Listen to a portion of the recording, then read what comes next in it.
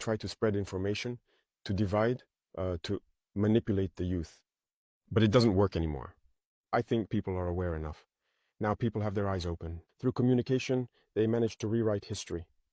And as for African history, they schemed everything to spread lies. As a result, some young Africans don't even know the history of Africa or what Africa has accomplished. Some don't even know that our grandparents fought, were put on the front lines as cannon fodder, and when they returned, they were killed like animals. Do people know that when France tested its first atomic bomb, it was black soldiers they placed nearby in the blast radius to see what would happen? Let's bring out the archives. Everything they've used against Africa is terrible.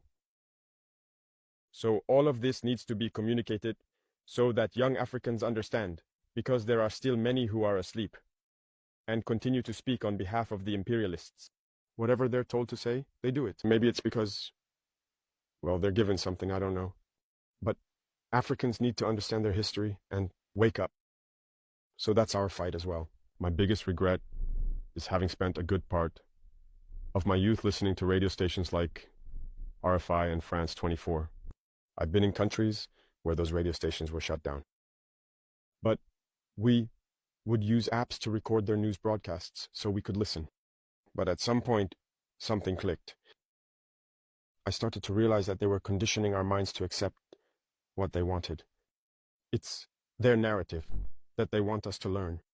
And since then, I've started to see things for what they are. And I understood that what they're doing is very dangerous.